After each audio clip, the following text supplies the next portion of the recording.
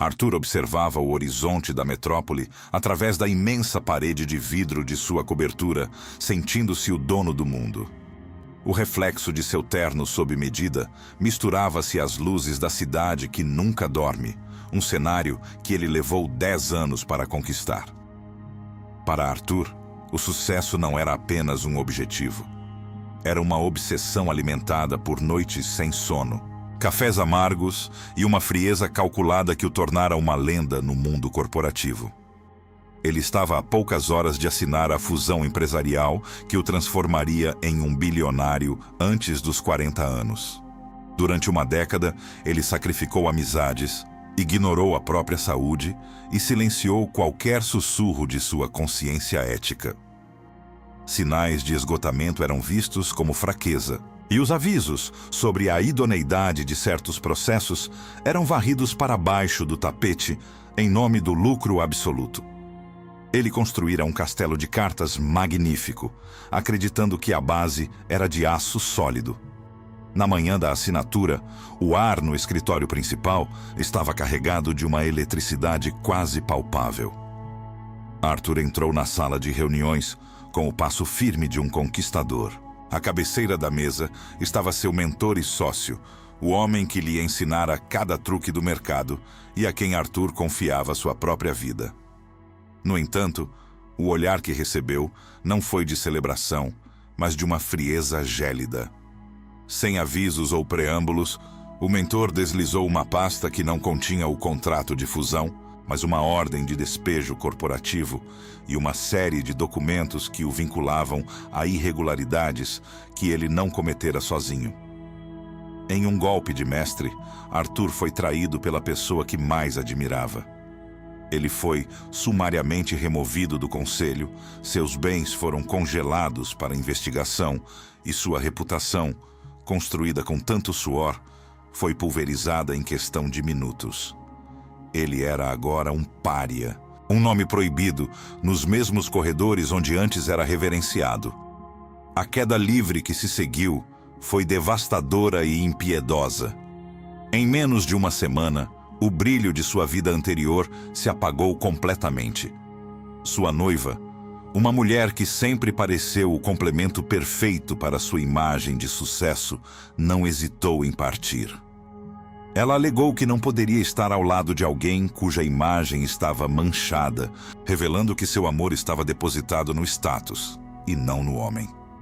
Arthur encontrou-se em um apartamento silencioso, cercado por móveis caros que agora pareciam monumentos ao seu próprio fracasso. O sentimento de injustiça queimava em seu peito como ácido. Ele passava as horas planejando vinganças, remoendo cada palavra dita na sala de reuniões e sentindo um ódio profundo por aqueles que o haviam excluído do grande banquete do poder. A autodestruição batia à sua porta e a depressão começava a nublar sua visão. Certa noite, enquanto caminhava sem rumo pelas ruas cinzentas da cidade, sob uma chuva torrencial, Arthur sentiu o peso do cansaço físico finalmente vencer sua mente turbulenta. Suas roupas caras estavam encharcadas e o frio da noite parecia penetrar até seus ossos. Ao dobrar uma esquina, avistou um pequeno templo budista, uma estrutura de madeira antiga que parecia deslocada entre os arranha-céus de aço. O aroma de sândalo e o som suave de um sino o atraíram para dentro, buscando apenas um abrigo temporário contra a tempestade.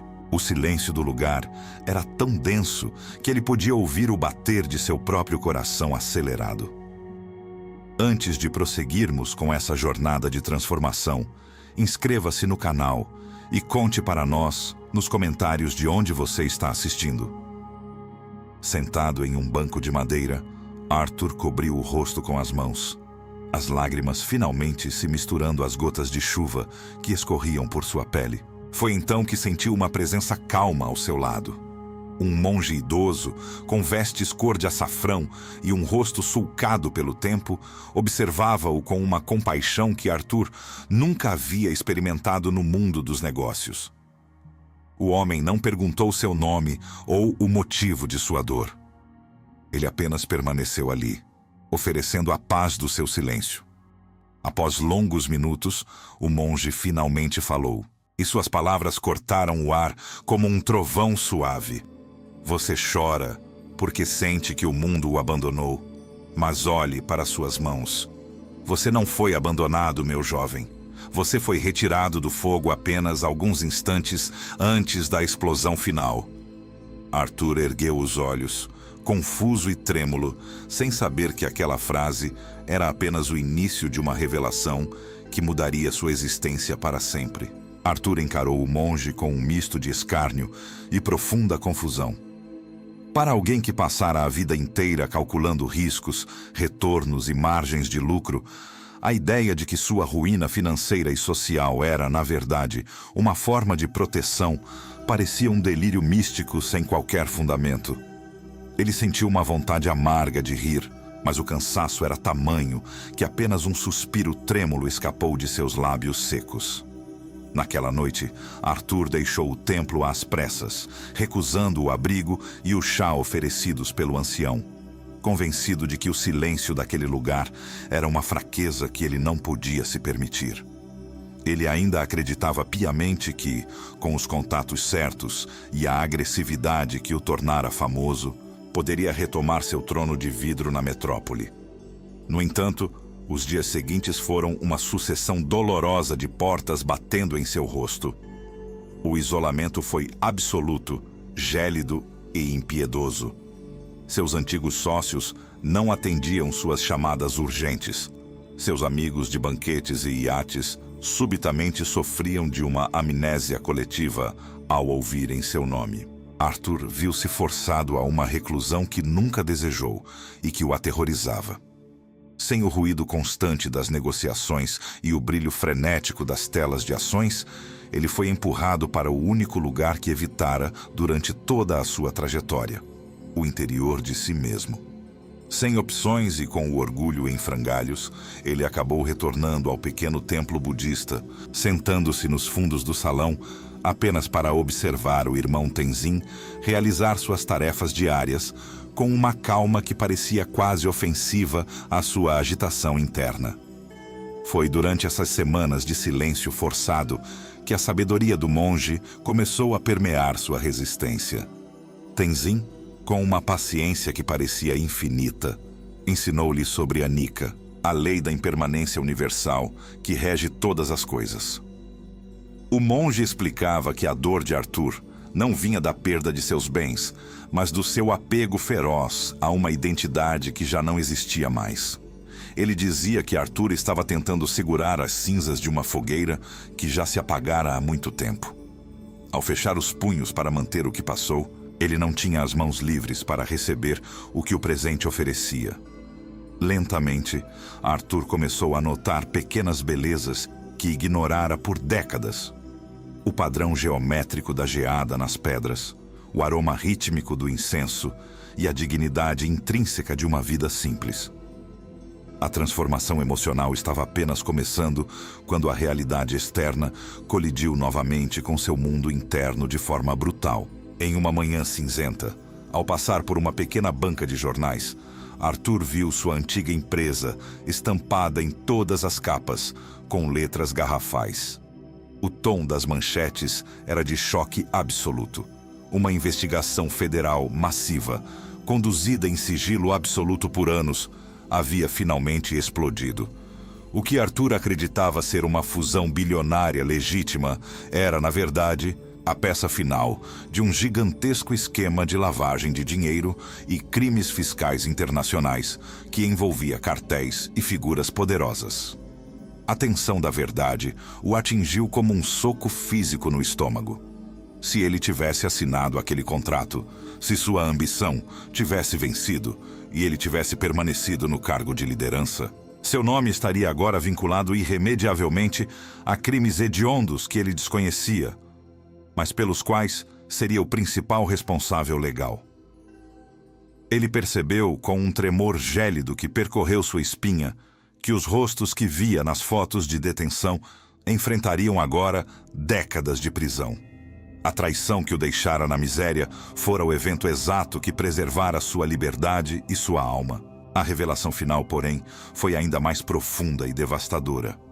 Ao retornar ao seu alojamento humilde, Arthur encontrou uma correspondência que fora enviada para um antigo endereço e redirecionada por um único funcionário que ainda lhe era leal. Dentro do envelope, havia uma carta escrita à mão por seu antigo mentor. O texto revelava que o mentor sabia da investigação e que, ao perceber que não poderia parar a máquina criminosa, decidiu que a única forma de salvar Arthur era transformando-o em um pária antes do golpe final. O mentor sacrificara a própria liberdade para garantir que Arthur estivesse longe do epicentro da explosão. Arthur caiu de joelhos, compreendendo finalmente que o maior não de sua vida fora, na verdade, um ato de amor supremo. A jornada de Arthur para reencontrar seu antigo mentor não foi feita em carros de luxo ou jatos particulares, mas sim através de ônibus suburbanos e longas caminhadas sob um sol que agora parecia aquecer sua pele, em vez de castigar sua pressa constante. O endereço levava a uma ala de visitas de um complexo penitenciário federal. Um lugar onde o silêncio não trazia a paz do templo, mas o peso inevitável da justiça humana. Ao sentar-se diante do vidro blindado, Arthur viu o homem que antes ditava o ritmo frenético dos mercados globais, vestindo um uniforme laranja, com o rosto marcado por profundos sulcos de cansaço que os ternos italianos costumavam disfarçar com perfeição. Não havia raiva no coração de Arthur, apenas uma curiosidade profunda e uma gratidão que ainda parecia pesada demais para ser expressa em meras palavras. Quando o mentor pegou o interfone, seus olhos, antes predatórios e frios, encontraram os de Arthur com uma serenidade melancólica e inesperada. O silêncio durou uma eternidade até que o homem falou com uma voz rouca, explicando que o esquema de corrupção era uma teia invisível da qual ninguém saía ileso. Ele confessou, com um leve sorriso triste, que viu em Arthur um brilho de humanidade que a ganância corporativa ainda não tinha conseguido apagar completamente.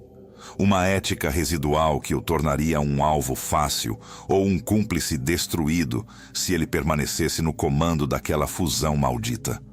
A traição foi, na verdade, um cálculo desesperado e heróico. Ao arruinar a reputação de Arthur e expulsá-lo publicamente dias antes da assinatura final, o mentor o transformou em um elemento irrelevante para a investigação criminal, garantindo que ele ficasse de fora da lista negra de indiciados. Foi o sacrifício deliberado de uma amizade e de uma carreira para salvar a alma e a liberdade de um pupilo. O clímax emocional daquele encontro não veio com gritos ou acusações, mas com um entendimento silencioso que estilhaçou o que restava do ego de Arthur. Ele percebeu que sua queda livre, que ele amaldiçoara por noites a fio, não fora um acidente cruel do destino, mas um pouso de emergência orquestrado com precisão por alguém que o conhecia melhor do que ele mesmo.